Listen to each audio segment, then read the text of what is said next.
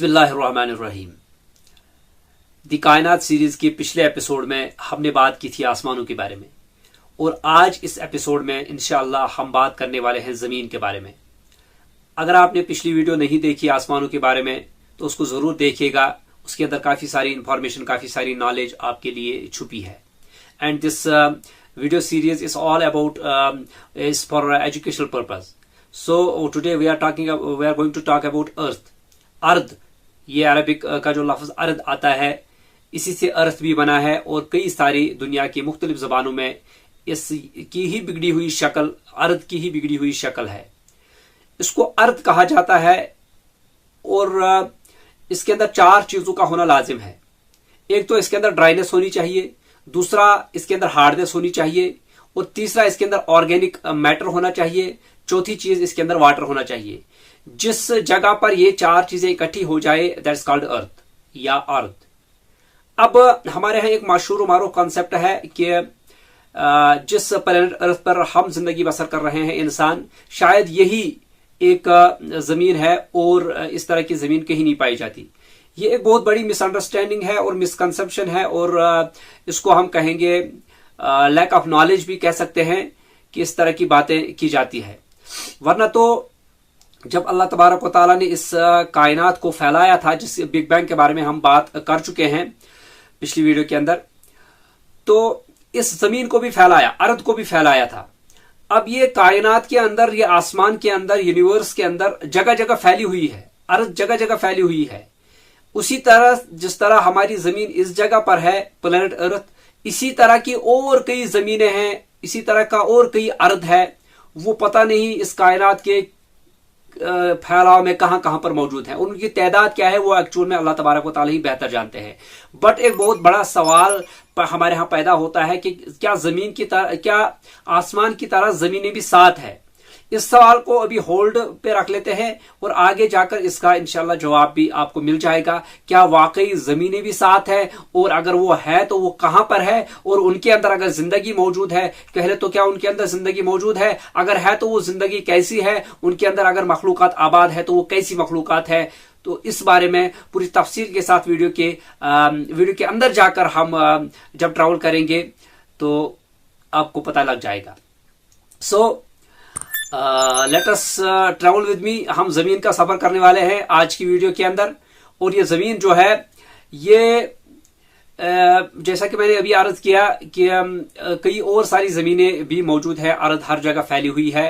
और साइंस की जहां तक बात करें, एक्चुअल में उसकी तादाद क्या है, एक्चुअल में उसके जर्रात कहां कहां पर मौजूद हैं, वो तो अल्लाह तबारक व तआला ही बेहतर जानते हैं। But as for the science is concern, the knowledge of science, the knowledge of discovery is concern, science जो कहती है कि वो कहती है कि आज की डेट में 4984 अर्थ्स ऐसी मिली हैं जिनको साइंस ने नाम भी दे दिया है। यानी 4984 ऐसी जमीनें मिल चुकी हैं जिनको साइंस नाम भी दे चुकी है। एंड इसके अलावा ऐसी जमीनें भी हैं जिनको अभी नाम देना बाकी है, और वो तादाद में इससे भी ज्यादा है।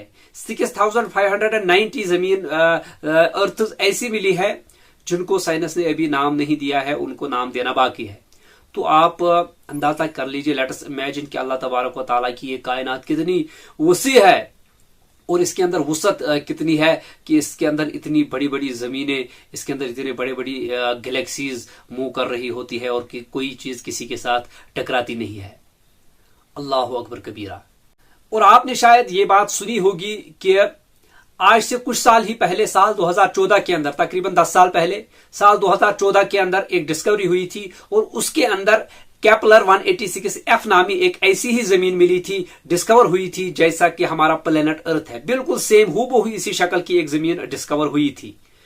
तो जमीन एक ही नहीं है, कितनी है एक्चुअल में आगे जाके आपको पता लग जाएगा। यह सिर्फ अल्लाह तबारक व तआला ही की जात है जो जमीन को पैदा कर सकती है, पहली बार उसकी क्रिएशन कर सकती है, और फिर इसकी मुर्दा होने के बाद इसको दोबारा जिंदा भी कर सकती है। आपको शायद ये जानकर हैरत होगी कि ये जो प्लेनेट अर्थ है, 4 अरब साल से ये इसी तरह से है। 4 अरब साल, नॉट ए जोक, इसी तरीके से है। और अल्लाह तबारक व तआला ने फरमाया, मैं मौत के बाद जिंदगी को میں موت کے بعد زمین کو زندہ کرتا ہوں، اس کی موت کے بعد. اور زمین کے اندر زندگی کی اگر بات کی جائے تو زمین کے اندر زندگی بہت پہلے سے موجود تھی. اینڈ یہ جو لائف ہے، چاہے انسان کی ہے چاہے کسی اور جاندار کی ہے، پہلے تو یہ آپ جان لیجئے کہ لائف کیا ہے، زندگی کیا ہے.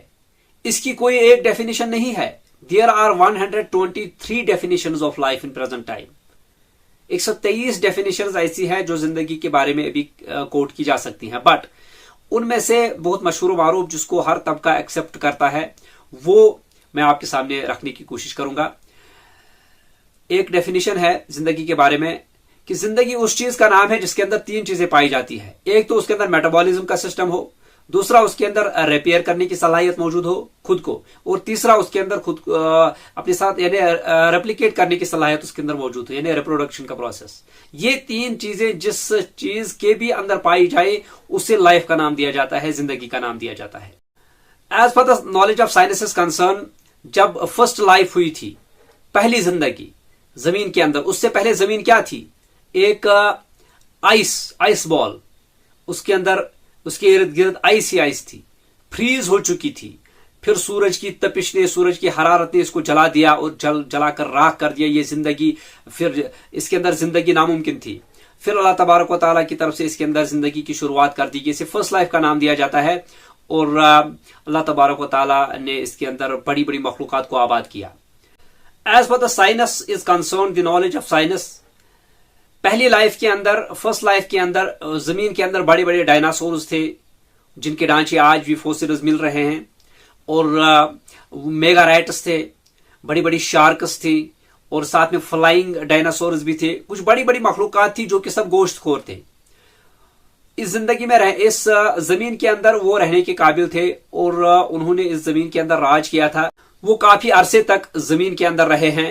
اللہ تبارک و تعالیٰ بہتر جانتے ہیں کتنے عرصے تک وہ زمین میں رہے ہیں. بٹ جب سیکنڈ لائف کی شروعات ہوئی، اللہ تبارک و تعالیٰ نے فرمایا وہ اللہ ہی ہے جو زمین کو اس کے مردہ ہونے کے بعد زندہ کرتا ہے. یہ زمین پھر زندہ ہونے لگی. اور کس طریقے سے زندہ ہونے لگی؟ اس کے اندر آج سے تقریباً 54 کروڑ سال پہلے اس زمین کے اوپر ایک نئی زندگی کی شروعات ہوئی اور گراس اگنی شروع ہو گئی، بارشیں ہوئی، بیکٹیریاز زمین کے اندر سے نکل آئے، اور اڑنے والے پرندے، تیرنے والی مچھلیاں، اور پنجوں والے جانور، جھبڑوں والے جانور، اس طرح کی چھوٹی چھوٹی کریشنز زمین کے اندر آباد ہو گئی. کیونکہ اب ڈائناسورز کا، وہ فلائنگ ڈائناسورز کا اور بڑی بڑی شارکس کا، وہ میگا رائٹس کا وہ زمانہ تو اب گزر چکا تھا. اب کوئی گوشت خور زمین کے اندر باقی نہیں رہا تھا. تو اس زندگی کی شروعات ہوئی، ایک ایکو سسٹم بننا شروع ہو گیا. پھر پلانٹس لگنے شروع ہو گئی، ٹریز کی کریشن ہو گئی، اور انسان کی جو زندگی ہے وہ بھی زمین پر شروع ہو گئی. جب میں اس ٹاپک کے لیے ریسرچ کر رہا تھا تو میں بہت پیچھے پاسٹ میں مجھے جانا پڑا، کیونکہ یہ جو میں نے آپ کے سامنے ابھی کہانی رکھی ہے یہ سائنس کی ڈسکوریز ہیں، جو science on behalf of discovery, on behalf of اس کی جو نالج ہے، اس کی جو آبزرویشن ہے، اس کے حوالے سے بات کرتی ہے. بٹ ان چیزوں کے اندر حقیقت کتنی ہے وہ اللہ تبارک و تعالیٰ ہی بہتر جانتے ہیں. مجھے بہت پیچھے جانا پڑا، میں بہت پیچھے سفر کرتا کرتا پہنچ گیا اس ٹائم میں جب اللہ تبارک و تعالیٰ نے حضرت آدم علیہ السلام کو پیدا فرمایا.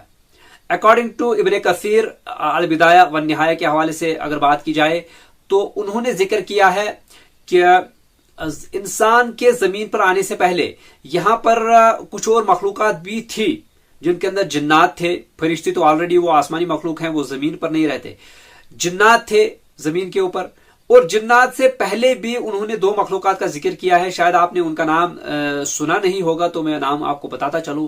حنون اور بنون انہوں نے ذکر کیا ہے، جن کو ہن اور بن، پھر بعد میں جن آ گئے. تو جنات کے مقابلے میں حنون اور بنون جو تھے وہ اتنے زیادہ پاورفل نہیں تھے، اور جنات نے سرکشی کی تھی زمین کے اندر.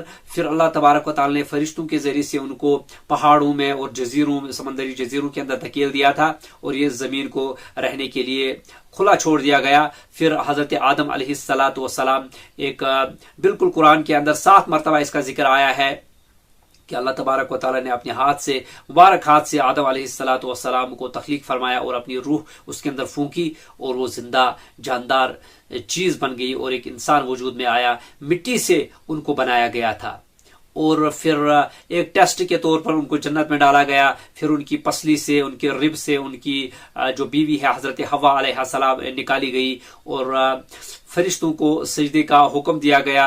ये एक मेगा इवेंट हुआ था।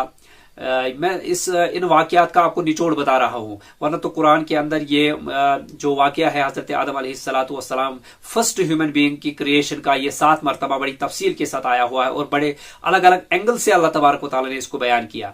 अब अगर उनकी पूरी तफसील बयान करने लग जाऊं तो एक तो मेरी वीडियो का वो मकसद नहीं है, मैं आपको उस तरह की वो फिर डिटेल हो जाएगी और वीडियो भी बड़ी लंबी हो जाएगी। मैं आपको उस सब तफसीलात का निचोड़ आपके सामने अभी पेश कर रहा हूं।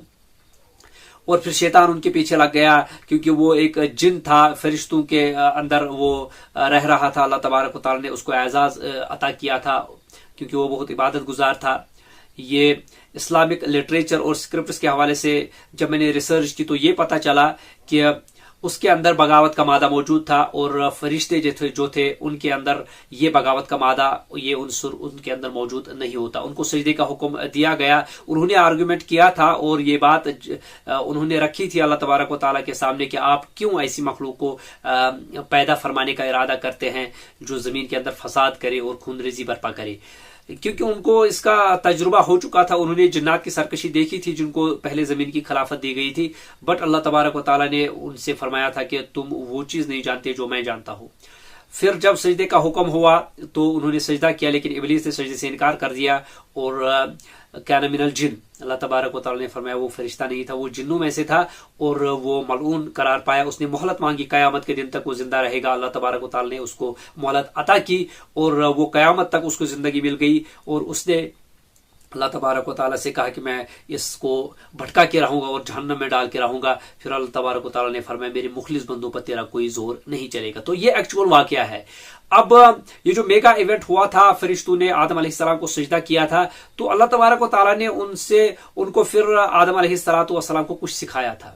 अल्लाह तबारक व तआला ने बयान फरमाया व अल्लमा आदम अल अस्मा कुल्लहा सुम्मा अरदहुम अलल मलाइकति फक़ाल अंबिऊनी बिअस्माइहिम हाउलाई इन कुंतुम तअलमून। तो आदम अलैहिस्सलातु वस्सलाम को कुछ अस्मा, चीजों के नाम, अब चीजों के तो नहीं कहेंगे, अस्मा का जिक्र आया है कि नाम सिखा दिए थे। और ये एक्चुअली उनकी पर्सनैलिटी के अंदर इनबिल्ट एक लैंग्वेज का स्किल उनके अंदर डाल दिया गया था जो कि बाकी मखलूकात के अंदर, बाकी क्रिएशन के अंदर ये बिल्कुल भी मौजूद नहीं है, जिसके बारे में हम आगे तफसील से बात करने वाले हैं इंशाअल्लाह ताला। अब मैं आता हूं इस बात की तरफ कि क्या 7 आसमानों की तरह ही 7 जमीनें भी मौजूद हैं।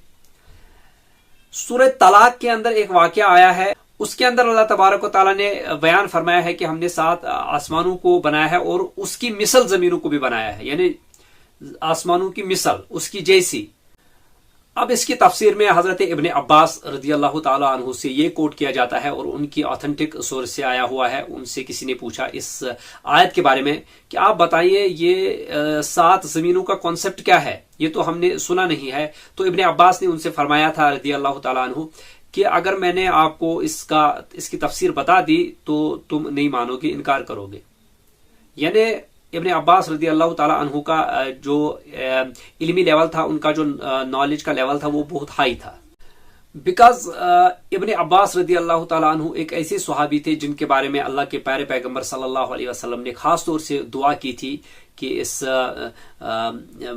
नौजवान को, इस बच्चे को अल्लाह तबारक व तआला से इनके लिए दुआ की थी कि इसको तावील का इल्म अता फरमा, यानी तफसीर का इल्म। तो खास तौर से इस वीडियो सीरीज के अंदर जहां पर भी तफसीर की बात आएगी तो सबसे पहले मेरी प्रेफरेंस रहेगी इब्ने अब्बास रदी अल्लाह ताला अन्हु और उसके बाद इसमें हमारा बहुत साथ देगी इमाम फखरुद्दीन राजी रहमतुल्लाह अलैहि की तफसीर। उससे हम बहुत रेफरेंसेस भी कोट करने वाले हैं आगे की, जहां जहां हमें जरूरत पड़ेगी हम इन्हीं 2 तफसीरों से इस्तिफादा करेंगे। तो एक बहुत बड़ा कॉन्सेप्ट है, जमीनें भी 7 हैं एक्चुअल में। अब अर्थ के बारे में जो मैंने बात की थी, साइंस की तहकीकात, वो तो हो सकता है उसकी डिस्क्रिप्शन यूं दी जा सकती। कायनात में बहुत सारी चीजें ऐसी होती है जो घूम रही होती है, जिनको साइंस ने मुख्तलिफ नाम भी दिए हैं, लेकिन ہو سکتا ہے کہ وہ ارد انہی چیزوں کو کہہ رہے ہوں اور انہی کو انہوں نے نام دیا ہو. واللہ عالم سائنس کی ڈسکوریز کیا کہتی ہے ان کے بارے میں. لیکن جو ارتھ ہے جس پر زندگی آباد ہو سکتی ہے, جس پر لائف پاسبل ہے, وہ 7 ہیں. والارض مثلہن, آسمان کے جیسی ہی, اس کی مثل ہی. اب آپ کو شاید یاد ہوگا پچھلی ویڈیو میں جب ہم نے آسمان کے بارے میں بات کی تھی تو ہم نے 7 آسمانوں کے رنگ اور ان کی فارمیشن کے حوالے سے علامہ جلال الدین سیوطی ایجپشن سکالر کے حوالے سے بات کی تھی, السماء فی حیات السمیہ کے حوالے سے. تو وہاں پر آپ نے دیکھا تھا کہ کوئی آسمان لوہے کا تھا, کوئی پیتل کا تھا, کوئی پانی کا تھا, اور کوئی سفید موتی کا تھا, کوئی کسی اور چیز کا تھا. اور ہو سکتا ہے کہ جن 7 زمینوں کے بارے میں بات کی جا رہی ہے وہ بھی اسی طرح, کیونکہ مثلہن والارض مثلہن, ان آسمانوں کی جیسی ہی. اور ہو سکتا ہے کہ وہ زمین بھی ایک لوہے کی ہو, ایک پیتل کی ہو, کوئی موتی کی ہو. واللہ عالم. ان کی ڈسکرپشن ہم اس کے متعلق ایک اندازہ ہی لگا سکتے ہیں, اپنا پوائنٹ آف ویو رکھ سکتے ہیں, باقی اس کے بارے میں ایکچوئل نالج ہمارے پاس موجود نہیں ہے. اور اس سے ہی پھر پیرلل یونیورس کا کانسیپٹ بھی سامنے آتا ہے, جس پر سائنس آج کل بہت بات کر رہی ہوتی ہے کہ ہو سکتا ہے اس کائنات کے اندر پیرلل یونیورس بھی چل رہی ہو, پیرلل یونیورس بھی چل رہی ہو. واللہ عالم ان چیزوں کی حقیقت کیا ہے.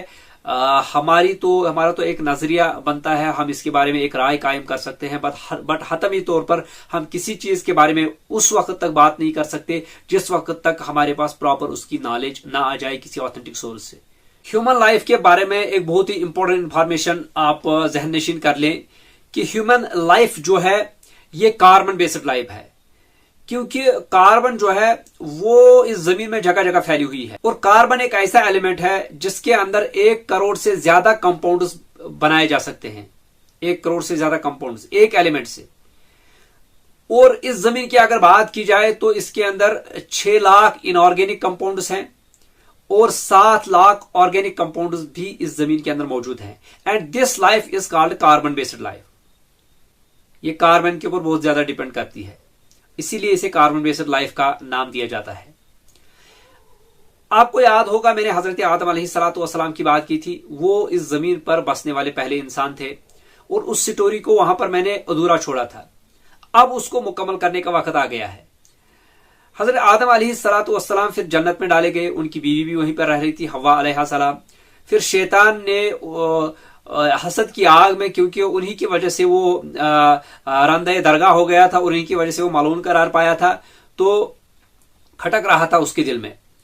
کسی طریقے سے ہو سکتا ہے اس کو جنت کے اندر ایکسس ہو, یا کسی طریقے سے وساوس کر کے انہوں نے آدم اور اس کی بیوی کو بھٹکایا, اور اللہ تبارک و تعالیٰ نے اس جنت کے اندر آدم اور حوا علیہ السلام کو ایک پیڑ کے نزدیک اور اس کا پھل کھانے سے منع فرمایا تھا, باقی سب چیز کی اجازت تھی. انہوں نے بہکایا اور آخر میں یہ بہکایا, اللہ کی قسم کھا کر آخر میں کہا کہ اگر تم اس درخت کا پھل کھا لو تو تم بھی ایک طرح کی منی گاڈ بن جاؤ گے, پھر تم مرو گے نہیں, ہمیشہ زندہ رہو گے. تو لالچ میں آ کر انسان کے اندر چونکہ لالچ کا ایلیمنٹ تھا, انہوں نے اس کا پھل توڑ لیا, کھا لیا. کھانے کے ساتھ ہی ان کے ابن کثیر اپنی تاریخ کے اندر البدایہ والنہایہ پھر سے میں کوٹ کر رہا ہوں, اس کے اندر بات کرتے ہیں کہ انہوں نے پھر وہ کھا لیا, اور پھر ان کے جو جسموں سے وہ جنتی لباس تھا وہ اتر گئے, وہ بالکل نیکڈ ہو گئے, ننگے ہو گئے, اور پھر وہ جنت کے پتوں سے اپنے پرائیویٹ پارٹس کو چھپانے لگے. تو ساتھ میں اللہ کی آواز آئی کہ میں نے تم کو اس سے منع نہیں کیا تھا, اب تم اترو زمین کے اندر, تم ایک دوسرے کے دشمن رہو گے. اور پھر زمین کے اندر اتارا گیا حوا علیہ السلام, آدم علیہ السلام اور شیطان کو بھی وہاں سے نیچے پھینک دیا گیا. تو پھر وہ زمین پر آخر آباد ہو گئی.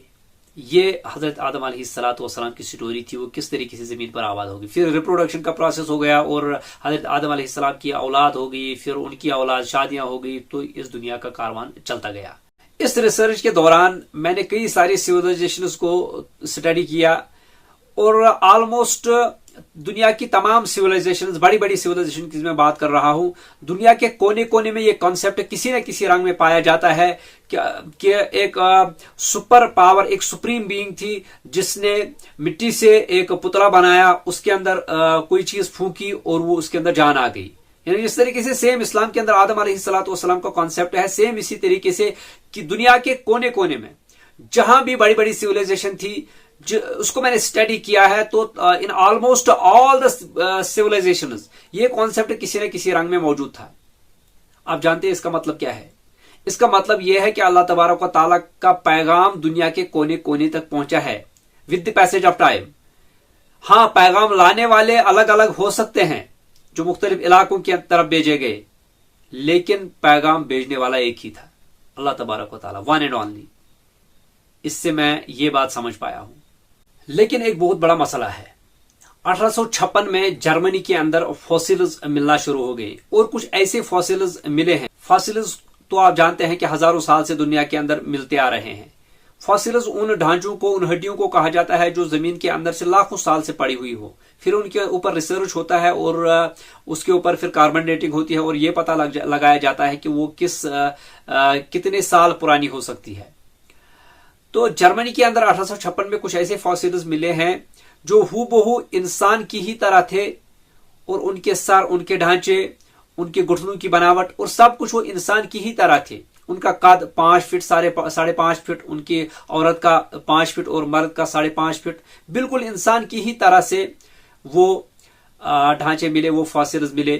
ان کے اوپر ریسرچ کیا گیا، ان کی کاربن ڈیٹنگ کی گئی، اور ان کے اوپر ریڈیو کاربن ڈیٹنگ کی گئی، اور بھی کئی ساری ڈسکوریز ان کے اوپر کی گئی، اور ٹیکنالوجی کو یوز کر کے یہ نتیجہ نکالا گیا کہ یہ ایکچوئل میں انسان انہی سے بنے ہیں۔ یہ بات سچ ہے کہ کئی سارے فاسلز کو بنایا بھی گیا، خود سے گھڑا بھی گیا، لیکن یہ بات بھی سچ ہے کہ اوریجنل 6000 فاسلز بھی ایسے ملے ہیں جن کو نینڈرتھلز کا نام بعد میں دیا گیا، جو انسان کی ہی طرح تھے، اور وہ ان کا جو پورا سٹرکچر تھا وہ انسان کی ہی طرح تھا۔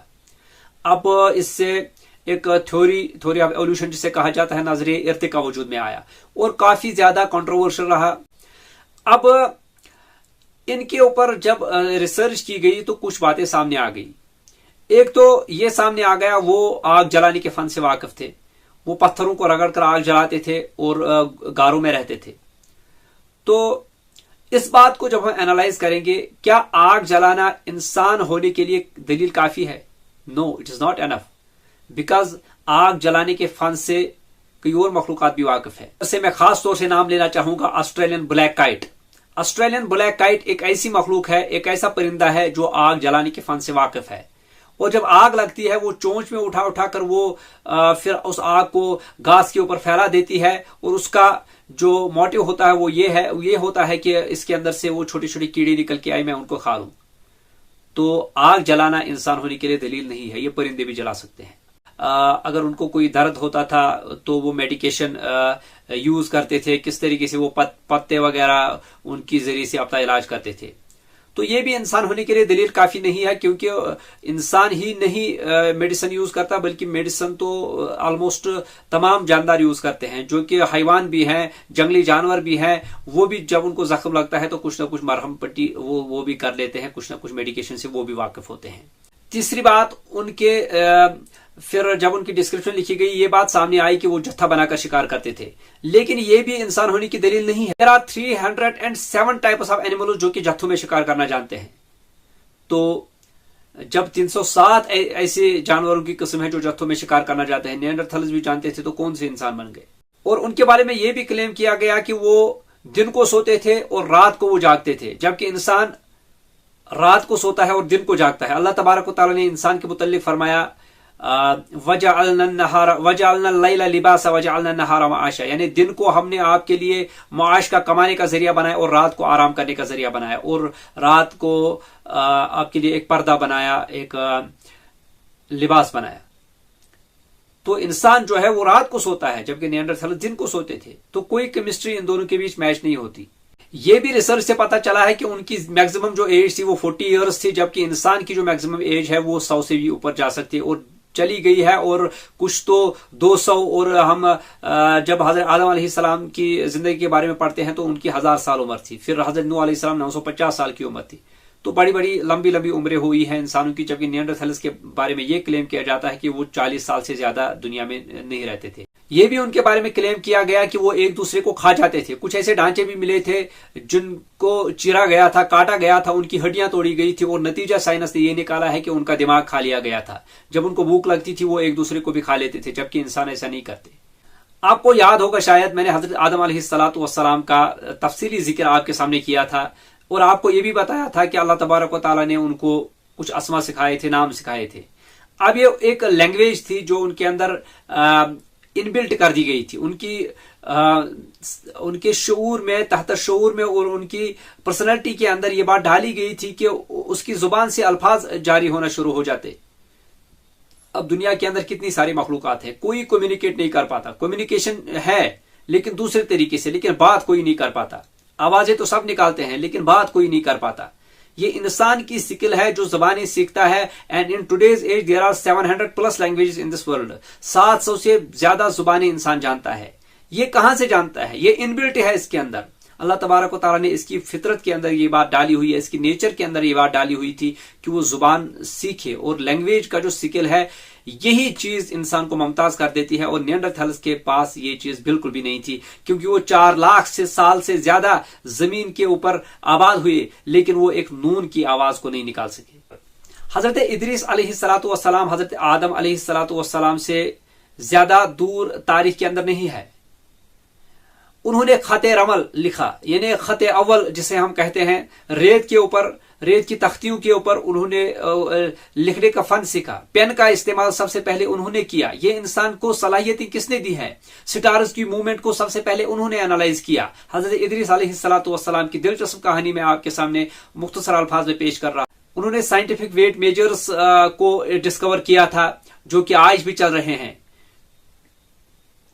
اور پین کا یوز انہوں نے کیا تھا, خط رمل انہوں نے لکھا تھا. اور انہی سے انسپائر ہو کے بعد میں جب سومیرین سیویلائزیشن آئی تھی, بہت پرانی تہذیب ہے, انہوں نے بھی یہ خط, یہ تختیاں جن کو سومیرین ٹیبلٹس آج کل کہا جاتا ہے, وہ لکھنا شروع کر دیے تھے. اور ان کے اندر ایسی ایسی حیرت انگیز نالج بھر دی تھی جس کے بارے میں پھر کبھی بات کرتے ہیں. جیلی فش کے بارے میں بات کرتے ہیں. ایک مچھلی ہے, سمندر میں رہتی ہے, جیلی فش. 50 کروڑ سال سے سمندر کے اندر آباد ہے, رہتی ہے, اور آج کی ڈیٹ تک اپنے اندر امپرومنٹ نہیں لا پائی ہے.